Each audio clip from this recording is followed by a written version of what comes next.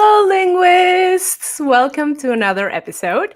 I know today is Tuesday, is Spanish Tuesday, but I decided to make an exception today because I have a very special um, tip, secret, and guest to share with you guys. He's a second-time guest here at the Linguists Radio, and I really do hope that you thoroughly enjoy this show. Before I introduce him, I wanted to wish you all happy spring. You know that I am here in Houston, and oh my gosh, after everything that we have been through here, the streets just look beautiful. I just came back from visiting my husband up in the north, and it was cold as it can be. So I am really enjoying the weather, and I hope you are too. And so, without any further ado, here is our guest for today. It's going to be Edgar Hidalgo. Welcome, Edgar. Good afternoon, Pamela. Thank you for inviting me. Happy to be here. Thank you so much for accepting the invitation. And as you may know, Edgar is the owner of Transinterpreting. Transinterpreting is a platform that offers a lot of continuing education, a lot of courses for all of you guys that want to take either the state exam or want to become medical interpreters or want to take the federal exam. And I decided to invite him because, to everyone that is watching us, please let us know where are you watching from, as always. But as I was saying, I decided to invite Edgar because I recently took the state exam here in Texas. Hi, Nanyi, how are you? I can see a lot of familiar faces there from the Research Center for Certified Interpreters. So thank you for watching us, guys. So I took the state exam. It was nerve-wracking as expected, but I'm going to let you guys know a little more as we go through this interview. So Edgar, how have you been? Well, I've been doing really well, as you know, with this pandemic, hoping that it will soon be over. And we have a new normal, of course. The world of interpreting has changed. Technology has changed. It's here to stay. But overall, we're alive, we're healthy, and that's what's important. And that's I'm happy for that. Now, a lot of changes, a lot of online training recently. A lot of people have joined and have started up, training, and that's good because we have variety. I thought this was going to happen. I think we were talking before the show in a few years. When I started this school, I said, I'm sure that 10 years down the line, a lot of people are going to be doing this. So I better start now. Well, no, it started sooner than that. So that's very happy to be here. Yeah, I know. As you probably know, Edgar is, as I mentioned, a second-time guest in the show. I invited him. It was around April or May last year, I believe. And we were talking about technology. I really invited you because of your courses, of course, but also to talk about technology, I remember. And yes, we were talking about artificial intelligence and what was happening and how this was going to happen in probably 5 to 10 years. And then, nope, it happened way sooner than that. But look, Patsy is with us today, and this is exactly the reason why I invited Edgar today, because I think that Transinterpreting offers the best material to prepare for the state exam, and I also want to talk about the federal exam. So we're going to be talking about that as well. But yeah, this is exactly the reason why I decided to take Transinterpreting, and we had the chance to see a lot of material. So, Edgar, let's talk about how has Transinterpreting been in this crazy 2020 part of 2021. What have you seen in your platform? Well, we've been very busy, of course. Our sales have been high. I mean, we've definitely this has, like I told you before, this has changed the way that teaching interpreting. I mean, usually people would go to schools, and of course now people have flocked much more now to us than before. What have I seen in changes? Well, what people are needing, what they're requiring concerning. I'm sorry, what they need regarding training. Um, let's see. Of course, a lot of interpreters have been unemployed. Uh, a lot of interpreters now have had to work for telephonic interpreting companies, right? And there is a different need with because I started with a telephonic interpreting company in the year 2000. There, I remember the name of the company. I believe it was Teleinterpreters, and it's very difficult to work online. It's very difficult. I know that. I worked for Stratus as well for some time, and I now can't remember if I talked to you about this. I did it before the pandemic, and I did it because I wanted to see how it felt to be working as an over the video remote interpreter. And so I knew what was coming. Like I said, what people would feel, how draining it is. So we have been doing a lot of training with regarding that too. I remember I gave a training that dealt with how do you what kind of cameras to use, what kind of lighting to use, what type of do you need 4K, do you need 1080p, all those things. So a lot of the training has been also in that area. But it's interesting that you said that you took the exam. So I don't know. Do you have questions regarding that specifically?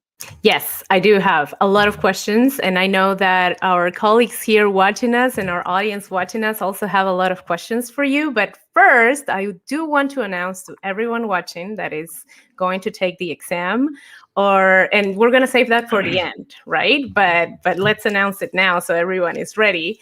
We are going to be raffling a free 28 course for the state court exam, Yeah, right? a 28-hour course. It 28 has hour course. it's a $300 value, and whoever wins will be able to take it either live or as a recording, however they wish. Perfect. Awesome. And we're also going to be offering a 20% discount for all of you guys that are watching. And all that you have to do is just go ahead and enter this code, Linguists 2021, and we will be sharing it again at the end of the show, so you can take advantage of that. But yes, so I want to tell you how it went. It was about I want to say it was a couple of weeks ago. I'm going to tell you the beginning. I am part of this page, the Research Center for Certified Interpreters, that is run by Mr. Tony Valle, who I am totally grateful for. He is very encouraging, and he invited us to create study groups, which is something that all of you guys recommend, right? So I started studying, and I see some of my study buddies here. Johanna is here, and also Isabel, my friend Nora was part of my study buddies, and Marisa was also another one of my study buddies. So we had different materials from all sorts of professors and interpreters that offer material for preparing for this interpreting exam, the state exam. By far, your material was the best. Why I felt? I felt that it was more on point. It wasn't it didn't have too much fluff. It went right to the point. On site translations, it has a lot of exercises to practice, and you really make sure that we understand the why behind a term or a phrase. So my question is, what was your mission or your vision when you created this state exam course? I think we talked a little bit about that in our last interview, because I have failed so miserably in my life. I think that's one of the the things with me, I've failed so many times. I don't want anyone to say how many times I failed. That actually helped me. I never knew that was going to help me in my creation, in my journey to help other people. So I know what people's flaws are. It's either because they don't have time to study, right? Or sometimes we're just lazy, or sometimes it's just we don't know what to study. There's a lot of factors, a lot of things. So I'm not. I understand that we as interpreters must be knowledgeable in pretty much everything. There's a time and a place for everything. We cannot be 100% knowledgeable in everything when before taking an exam. It's just because we're not paid for that. We're working at a restaurant, right? I remember I used to be a valet. I used to work valet, and I used to have my flashcards while I was parking cars. While we waited for the people to come out to give them their cars, I would be studying my vocabulary. So my point is, we're not interpreting 8 hours a day. We don't have the time to do this. We have to make a living. So taking all these things into consideration, I said, what am I going to do to help people? Well, what is it how am I going to create something that's going to help them just study what they need? Okay. And there's literature on this. There's a lot of documents that tell you what they test you on. You talk to people, you talk to raters, you talk to students that have taken the exam, in the sense, what did you feel? What is it that you felt that was the hardest for you? And one of the hardest things for people is fear of the unknown. As you know, people fear, for example, I think the two biggest fears are speaking in public and death, right? Those are the two biggest fears in the world. And so basically, it's one of the biggest fears is the fear of the unknown. You don't know what you're gonna do. But if I told you, okay, in the exam, you're going to be doing the jury instructions, okay, right? So that kind of, okay, you're going to practice your jury instructions, going to go do your jury instructions, and once you're there, well, then you're going to do a good job because that's what you practice. You already knew that was coming, and that's kind of like the approach. So the materials are built in that way. Um, Again, you need to know a little bit about everything, but they're geared to what probably you're going to encounter in the exam, like a police report, for example, right? What is it that's involved in a police report? A traffic stop? It's a DUI. You're gonna have a blood alcohol content, those kinds of things, and that's where I'm heading. That's what I did with my materials. And the exams are not difficult. The thing is that we're really nervous, and it's like I always tell people, it's like when you're in a fight.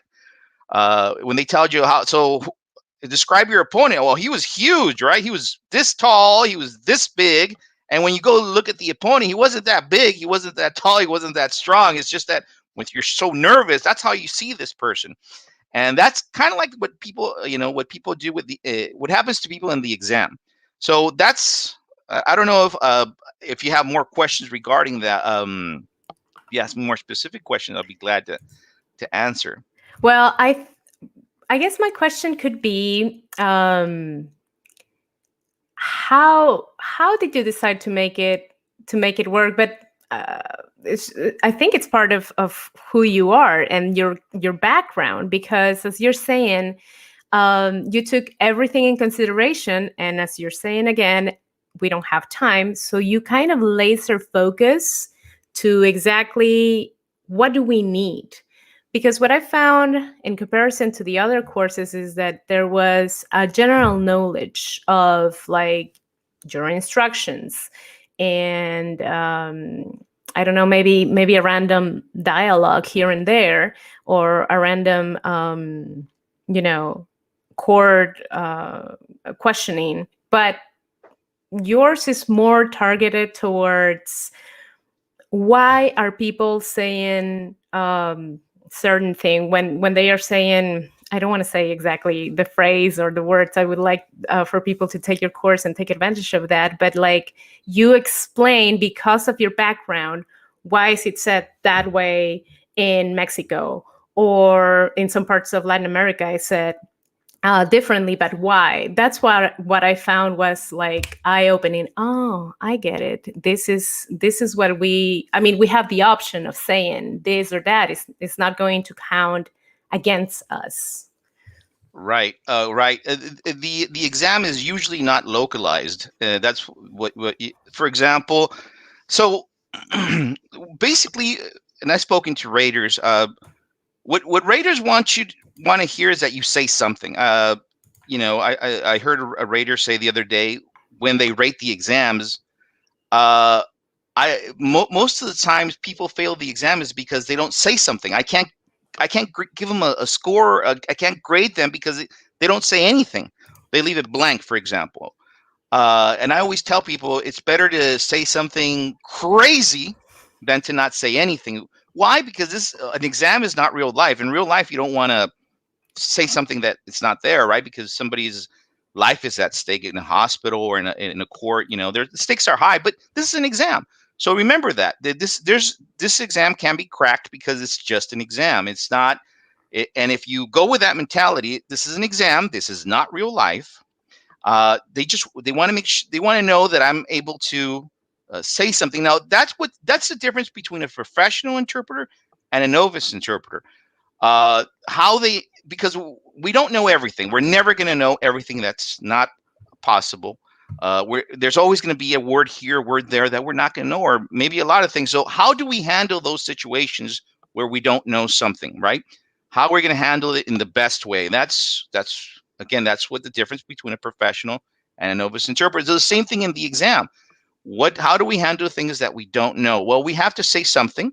We either explain it or if we don't know the exact localized term, it doesn't matter. This exam is not localized. They understand that we can say a word in different ways, like hungover. Hungover is one of those words that you can say in many ways depending on what country. For example, in Latin America, if we're talking about Spanish, you could say it many ways, and they will go out of their way. If it's not on their list of possible renditions, they will look up the word, and if they can't find it, they will even give you the benefit of the doubt, because if they can't tell you it's not correct if they can't even find it. Maybe that's how you say it in Peru, and Right. they just don't know. So those are the kind of things that you have to know. So it's all about educating, bringing down the nervousness, the nervous level, right? You got to bring it down because that's what kills everybody in the exam. That you're nervous. You know what? Now that you say that, actually, it makes me think that if I didn't, if I hadn't taken your course, my approach when I took the exam probably would have been, I would have been paralyzed because you say the word, you think, oh, wait a minute, that's only localized. That's how we say it in my country. At least that's what happens to me. That's what I say it in my country. I'm not sure if other people are going to understand. But knowing that allowed me to just keep going. It's good. It's good. I know it's a very well used word in my country, in Peru, in Colombia, in most of South America. So it's going to be fine. So it's getting rid of that mental block that happens when you're on the spot, because you are on the spot when you're interpreting, right? Everybody's listening to you and making sure that you're saying it right. So I that's an excellent point that you're taking, because that you're making there, because you teach us how to not get paralyzed by fear. Right. And if you think about it, in the test, who's your audience? Is it a Mexican? Is it a Puerto Rican? Is it they don't tell. If they would tell you the defendant that you're interpreting for is from Dominican Republic.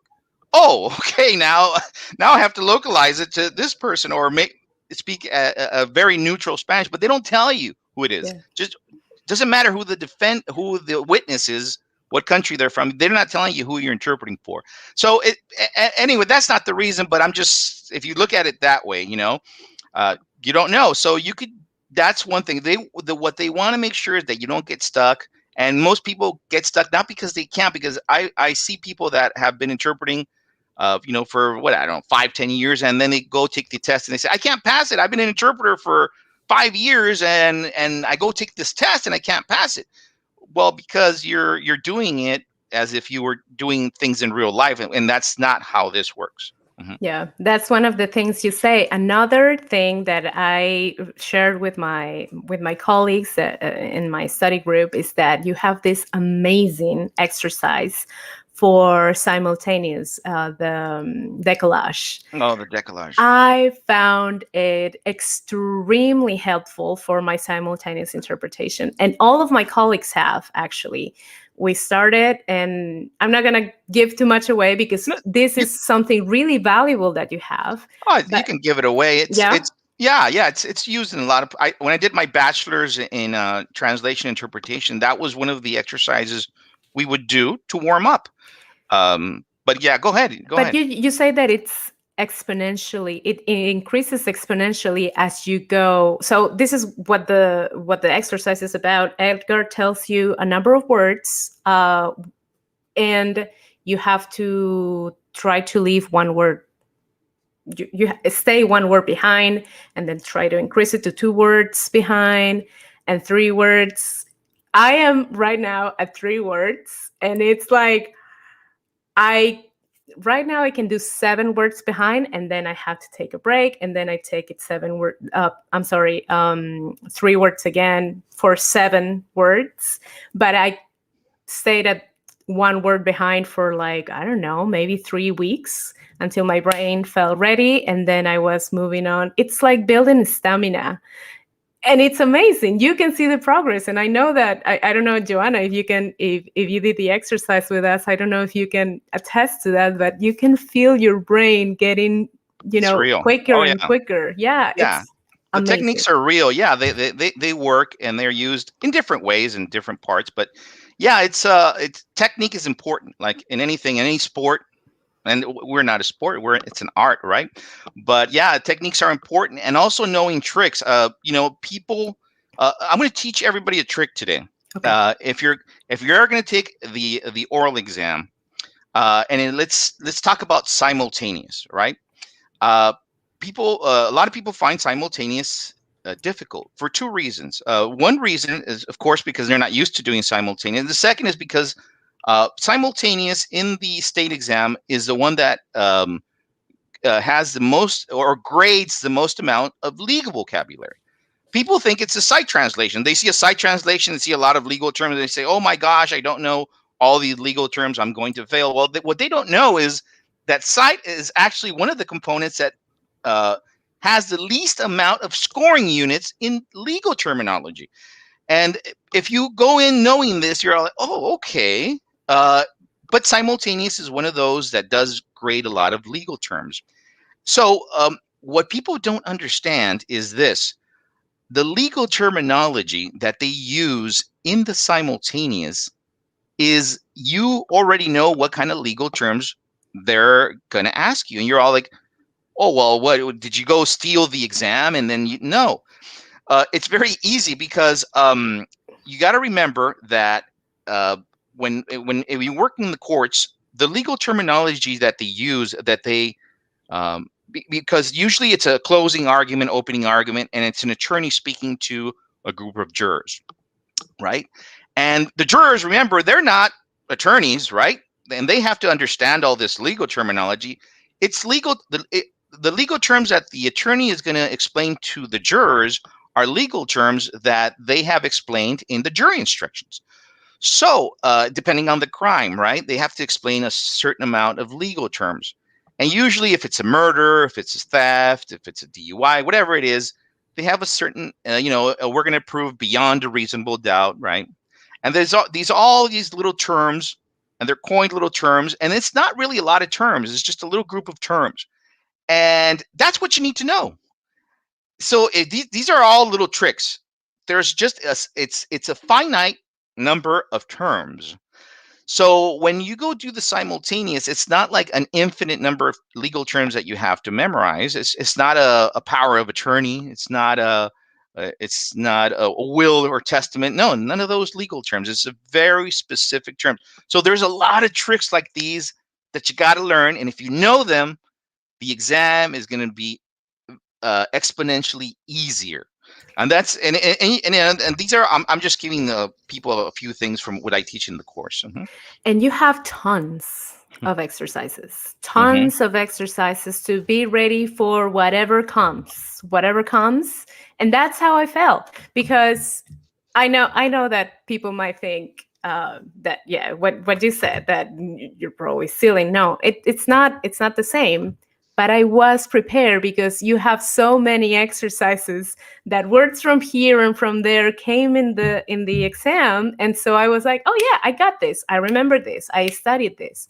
Another thing is that you're always telling us. I remember we talked about this on our first interview, to at least sit down, 30-40 minutes a day, and just build up from there. I actually was like totally in the zone, and I was sitting down for 2 hours every single day. We were practicing with our friends every other day. It was like I was ready. I made sure I was ready, because, and I don't know if, yeah, I don't know if I passed or not. They haven't given me the results yet. I do have to say that I feel completely satisfied with the way I interpreted and I did on the exam. I went out of there feeling a little nervous, but um, satisfied with my performance, which is ultimately really what I care for, because that is building my self esteem as an Mm-hmm. interpreter. Um, so we have a question.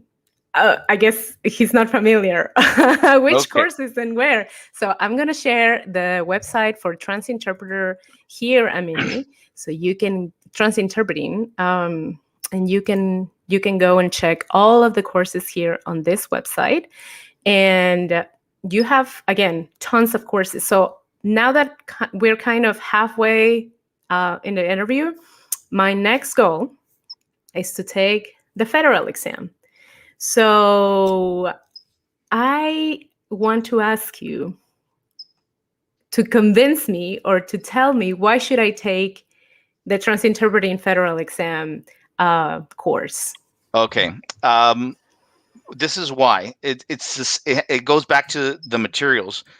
Uh, here's the thing with the federal exam. I'll tell you a few stories now. So the federal exam is basically, it's the exact same copy of the state exam. There are two differences between the state exam and the federal exam. Now, for those of you that are listening, just want to let you know that currently the federal exam is only offered to Spanish speakers. Okay. So if you're thinking, I'm Arabic, I want to take you can't, because currently it's not offered, only in one language. Okay. It used to be offered in a couple of other languages, but currently just in Spanish. All right. So what is the difference between the federal and the state? For example, the site from English to Spanish is a police report. That's it. Uh, the consecutive is a cross examination of a witness. Same thing. But there are two differences. The two big differences are these: the expert witness testimony. That's one of the things that make. And what is the expert witness testimony? It's a cross examination of a witness, and it's done in the simultaneous mode. And it's difficult for two reasons: because of the speed. Instead of being 120 words per minute, it's at 160 words per minute. That's one difficulty. The second difficulty is that they can talk about anything. I mean, they could talk about fingerprints, guns, they could talk about computers, they can talk about, I don't know, Bitcoin. That's another big subject that's coming out. So they can talk about anything. And that is a surprise, right? Number one. So, and the second difficult part is the Spanish to English site translation, because it's at a higher register than what you will find in the state exam. And usually it's, they're difficult letters. So why should you take my course over any other course? Well, first of all, because I've dedicated myself to researching these exams. I've had people pass these exams under me, and I kind of know where they're going. As a matter of fact, the university in Florida, they use my materials, because there's not a lot of materials out there. There are materials, not a lot. Okay, so one of the things is that I have produced a large amount of materials that deal with the subject matter that they probably will ask you in the federal exam. For example, let's say, I mean, they can ask you, like I said, about anything. Let's say I have a fingerprint expert. So there's a common. The thing is, while I produce materials, I start finding common fact, things that are common, and you start seeing trends. Okay, this is what they do in all these things and all these tests, because I study other tests. This is what they're looking for, and then you start saying, okay, I got it now. This is what they want you to know. They want you to know a few of these terms. They want you to know this. They want you to know that. So as I develop my materials, and I take them from real scripts, I get a 100-page transcript, because that's what you do. You get a 100-page transcript, and then you put that into 2 or 3 pages. Okay, that's how you develop materials, because that's what they do in the exam. It's a 7-minute simultaneous, and you get that out of a 100-page document. So you have to make sure you choose your vocab carefully. And so these are the kind of things, and like I said, it's very similar to the state. There's only those 2 differences, okay? The expert witness testimony, and the fact that the site translation is much more complicated. But other than that, it's the same state exam. It's the same thing. So one thing that I have heard from several colleagues actually is that the Spanish part is complicated, and I have heard that from native Spanish speakers with like bachelor's degrees, you know? Yes.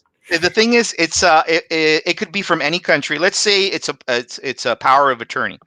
And if you look at the power of attorney, when you look at it, you're all like, this is impossible. You don't even know where to start, right?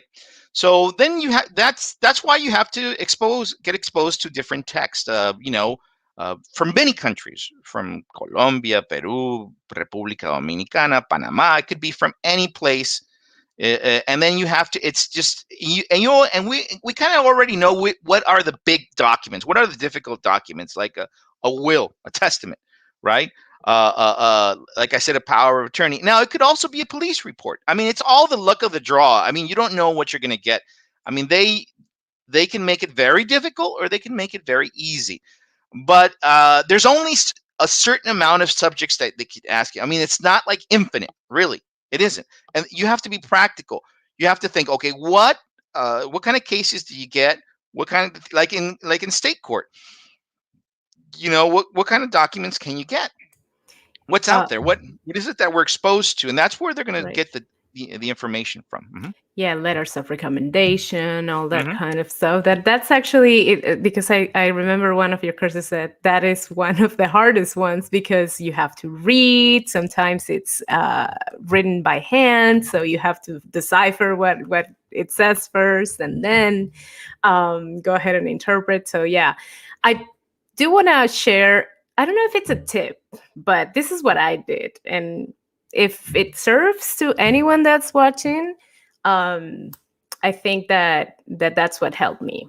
I went before I started. Before I decided to take any course, and right after I signed up to take the state exam, I decided I am going to pass this exam.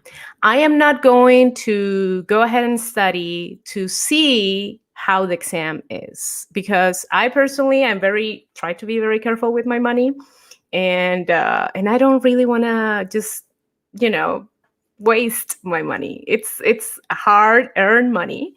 So I went with the mindset that I am going to do well in the exam. I'm going to pass it. Here in Texas, we have 2 tiers, the basic and then the master's.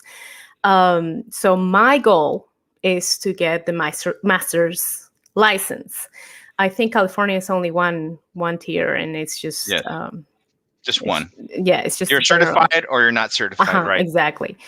So that's one thing that I would advise anyone, if anyone wants any advice from me, is that you go with the mindset that you are going to pass the exam, and then you go ahead and choose the right material, which in my opinion is Edgar's material, because it's on point. It's going to really prepare you, give you all the actual right tools you need to pass the exam.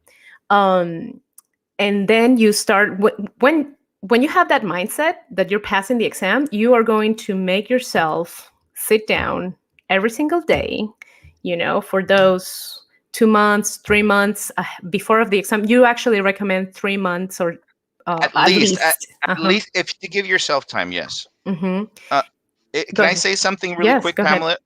Yes. One thing that I want to tell everybody, when I remember when 20 years ago, when people used to take the exam, we would take it several times, and it would take us several times to pass it. One of the reasons was because there was nothing out there. I mean, there was a few materials, and now there's a lot of competition. Actually, competition is what make this beautiful. People strive to produce better materials. That's the whole idea, and that's why it's good to have all this. But anyways, um, the reason I have had dozens and dozens and dozens of people email me and say I passed it on my first try. And that is because nowadays there are the tools to do that. You had the tools, okay, Pamela, and that's why it would not surprise me at all if before they used to he passed or she passed on the first try. Everybody would say, "Oh my gosh, what did you eat?" Or who did you? What did you do? Now there shouldn't be. You followed there. We have created a path. You followed the path and the logical outcome, and I believe that's and just by the way of how you feel, I believe that you did pass. Now, if you didn't pass, which I doubt, but if you didn't, you should have gotten so close. I mean, I usually 1 point, and it's very sad when you hear I missed it by a point. I missed it by 2 points. I hear a lot of those stories too, but you don't understand how. This is a difficult exam. It's not easy. You know that. I mean, if you got really close, you should feel very proud because, as I told you, many of us failed it miserably, and with bachelors, with masters, and interpreting and everything. And why? Because we didn't have the proper guidance. But I'm glad that you feel that way. I think, and I'm very positive that you did pass. Go ahead, Pamela. I'm sorry. Thank you. No, it's okay. Thank you for saying that. That's it. There is not too much, even though there's a lot of material out there. I don't feel like anybody else gives the path that you give us, and that's what we need because we are kind of all over the place. Everybody is, I think. And so with the path that you put in the course, it really teaches us where to direct our attention. And yes, and you're a very good leader in this sense. I do have to say that I believe that. So people are asking about the federal exam, Edgar. They want to know if you're going to offer. And Suli, before that, we are going to do the raffle for the 28 course right at the end, probably 5 minutes before we end. So 11:55 California time and 1:55 Central time. Okay. So yeah, the question was from Patsy, I believe, and she wanted to know if you're gonna do a new federal course live or Yes, something. the big one is coming in a couple few months. I usually do about 4 months before they're going to do the test this year. The oral portion they're going to do it in December. If some of you have never taken the exam before, you're going to have to wait because you have to wait for the written portion, which will probably be next year. But I don't know. Don't quote me because I don't know. With this pandemic, nobody knows what's going to happen. But Right. that's usually that's usually how it works. Okay, so a few months from now, we're going to, and you're very active in social media as well, right? Oh So yeah, we very. should know Oh yeah, you'll know. what You'll get time ahead. emails. Join our email list, and then you'll get the information. Okay, so for all of you guys that have been watching, here is the code again. Go ahead and take advantage of the 20% off on the Spanish course. Actually, that if you right now Well, any course, right? for now any course is now you might have to call in because we can't. You might have to call in and say what course you want, and then we'll activate it because we have so many courses that we can't. We have to do it one by one. So call in or email us and tell us what course you want, and then we'll give you a special link. So don't worry, you got it. And you have a really nice assistant as well. Oh That yeah, we have two. We have okay. we have two assistants. Thank you. She's awesome.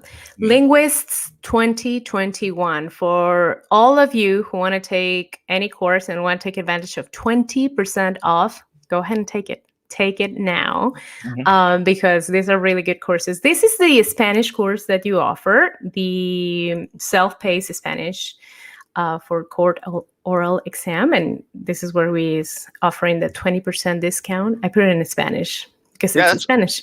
all right. Yes. So also, for all of you, whoever's watching, there's many avenues that you can take. You can become a medical interpreter. You can become a school interpreter. That's a huge field right now. I'm actually, recently I'm part of the board of NATISL, which is, yes, NATISL is basically, we're working towards creating a certification. That's the goal for interpreters in education. But also medical interpreters, we have also a course for that. It's a 60-hour, and now we're doing it in several languages. So just to let you know, Arabic, I'm sorry, it's Mandarin, Vietnamese, Korean. I got to remember all the languages. So that we look into that too if you want to become a medical interpreter. That's also. Yes, because the medical field has obviously exploded this last year, and it's going to continue that way, I believe. It is. So yes, take advantage of that as well. I actually am interested in the educational interpreting part. I have found a lot of similarities with some life events that I've had. So I thought maybe I should go ahead and try that. So tell me a little bit about that, please. Right. So what we did, I personally give some classes on that, but we have an instructor who is, I mean, he's a full-time interpreter in education. His name is Luis Hernandez, and he's the lead instructor. But basically, what it is we interpreters in education. It's a different monster.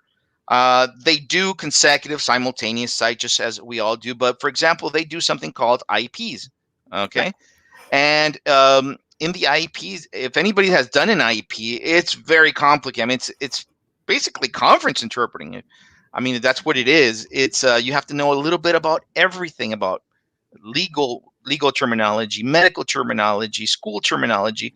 They're very complicated, and so they have that, and then they have a different code of ethics, and they have just different things. So it's not like if you're a because if it was the same, I would give the course. I can't give the course because you got to be there full time. You got to know all the nuances. I mean, I have worked a little bit, but not enough to say I can teach an entire course. So I have an expert in that. Awesome. And it's just there's no certification right now. So, I mean, essentially, you can go to any school, work for a school, and they'll hire you. But they do want you to have some type of training, Yeah. because you have to have the abilities to do a simultaneous, for example. But it's just you need the knowledge. Yes. That's basically what I'm telling you. You need the knowledge, and we do have a course for that too.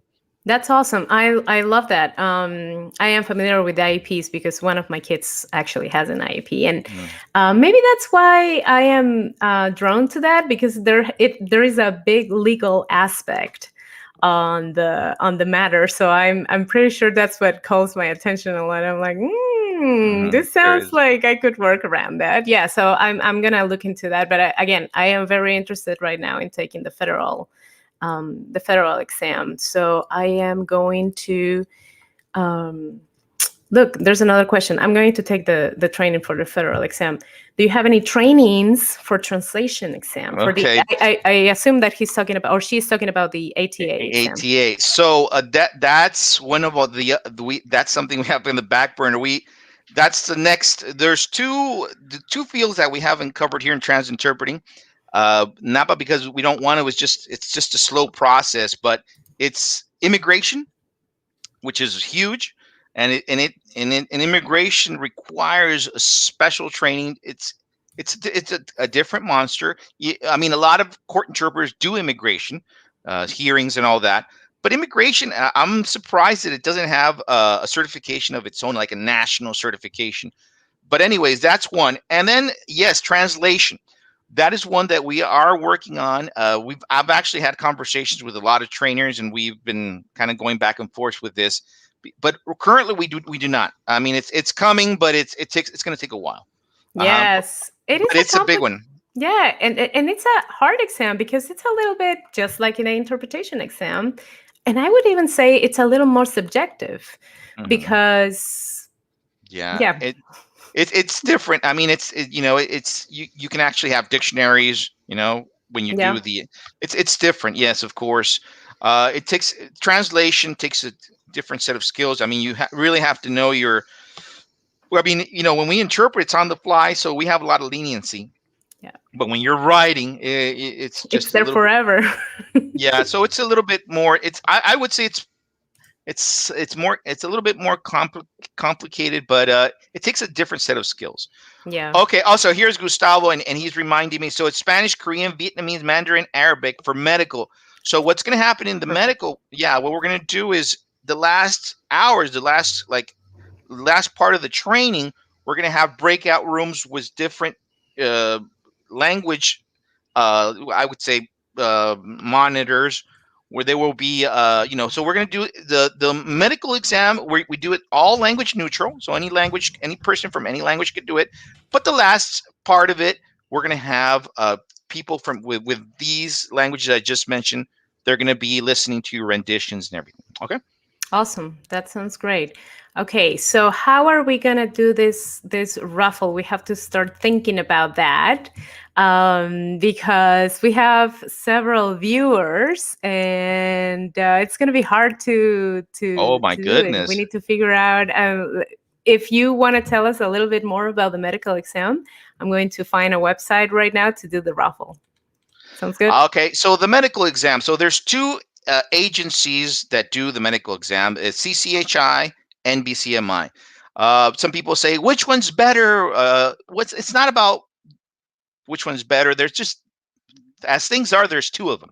Okay, so they both certify, and they're both just as valid.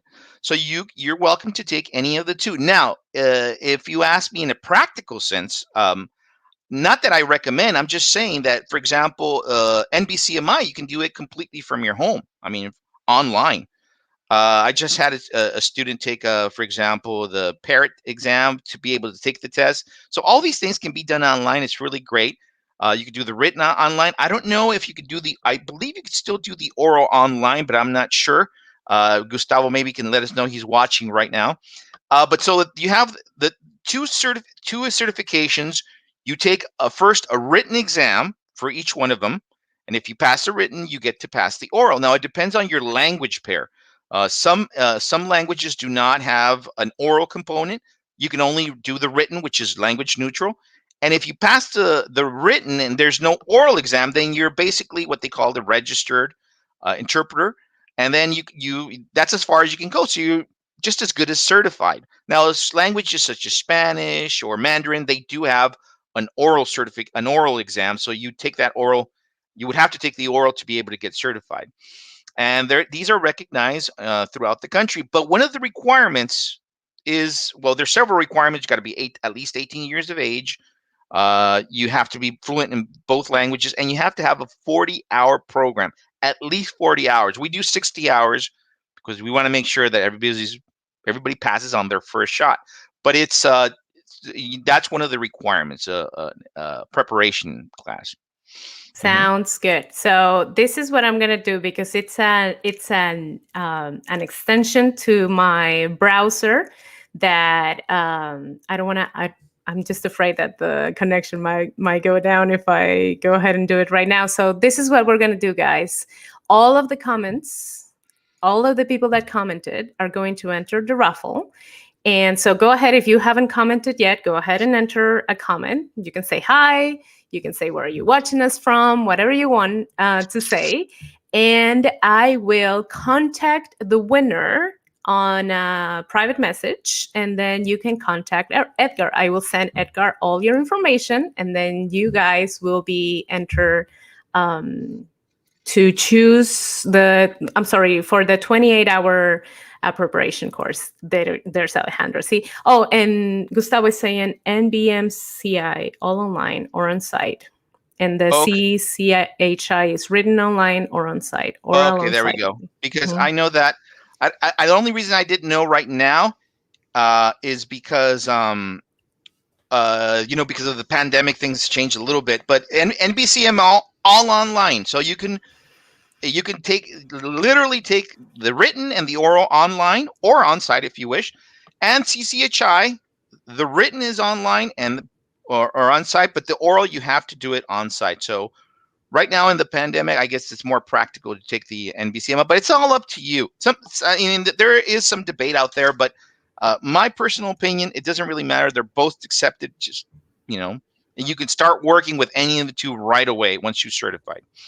Okay, Edgar, one more thing. If they have any questions, I think that they can send you any questions that our audience may have to this Email, email. yes. If you the winner once Pamela lets me know, you can write us to this email address, and today we can give you access to whatever course it is that it's the 28-hour course. I'm sorry, and then 20%. unless your language is not Spanish, then let us know, and then we'll figure something out. Right, we'll give you another prize, the equivalent value. Okay. Something equivalent. Yes, Mm-hmm. that is great. Let me make sure that we didn't forget anything. Oh, you have this course coming up, which is Jerga de las Américas, which Yes. is So something that we all struggle with sometimes. yes, let me talk about that. So Yeah. what I decided to do was somebody told me, can you teach us slang from this country or from, Salvador, from Colombia, whatever. So what I decided was I'm going to do a series where I cover all the countries, every single country in Latin America. So it's a series, and we're going to start. We tackled 5 countries first, which were Colombia, Ecuador, Mexico, Guatemala, and Salvador. Some people say, why those countries? It wasn't because of bias. It's because, for example, Colombia is easier for me because I'm from Colombia, right? So it was just a matter of being practical. But the next series is going to be Peru, Venezuela, Cuba, Nicaragua. Okay, and what was the other country? I'm trying to remember. You Peru, already have Venezuela. Ecuador. Already have Ecuador. There was one more. I got it's 5. Oh, Argentina. That's the other one. Oh, okay. Okay, so those are the 5 countries that are coming up, and I'm going to cover all of them. It's called Jerga de las Americas. They're 2-hour classes, and we cover the most important terms in each country. So what I did was I have guests that are there with me. And we have guests, and we talk about all the slang of these countries. We give the interpretation. We talk about food. Mexico is this Saturday. Okay, so that's in a few days. Sign up, guys. Yeah. Yeah, Go ahead and sign up. and if anybody's heard me speak in Spanish, they notice that my accent is from Mexico, not from Colombia. Well, anyways, but that's what Edgar is Cuban. Yes, Cuban we're going to have, because we Cuban know. is the hardest for me. Yes, and Venezuela is right now. Those are big, important countries because of all the immigration issues. Yeah. So Venezuela very important in that sense Yes. as well. Okay, so yeah, that's what's going on with Jerga de las Americas. It's been a lot of work. It's kept me up many nights, but it's fun. Mm-hmm. Yes, that's it. I'm sure it's gonna be fun. I love that. But yeah, I agree with Patsy. Cuban respondents are also, or in the future, defendants are going to probably be the ones that I struggle with. Depends on where you live in the U.S. Some people, depending if you live in California, Texas, Florida, you're going to have different types of immigration, right? But yeah, I mean, all countries are important, but it all depends on where you live in the Yeah, U.S. that's true. Mm-hmm. I do want to share this. We have 6 minutes left. Mm-hmm. I want to share your website just so everybody can see. Give me just a second.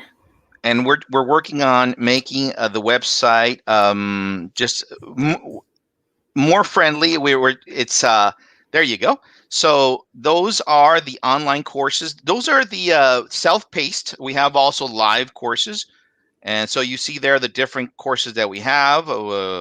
We have medical courses. Most of our courses are approved by almost every state. Lately, we have had problems with Florida because they've been taking so long to approve. So maybe if you see some courses, but we try to get them approved by as many states as possible. Definitely all of them approved by CCHI and BCMI. That's so we, medical. We even have meditation courses. We have everything. Yeah. It's crazy. Whatever. So how about CEUs? Excuse me? The certification for continuing education. Do you offer all of them? Oh yeah, all of these have CEUs. For example, if you click on parameology, which is Proverbs, if you just click on it really quick. Okay. So that's specifically for Spanish, but we have a lot of language neutral. So if you go a little bit, there you go. So there you go. So if you see here, it has 3 units for CCHI. It has 3 units for DSHS, and then 0.3 units for IMIA or NBCMI. Now, if it says 0.3, it's because they have their credits are a little bit different. For them, 10 hours is 1 unit. So so that's why it's a little bit different. And then for court, you see it's approved by California, Colorado, Kentucky, Maryland, all those states, right? Okay. So that's Perfect. yeah.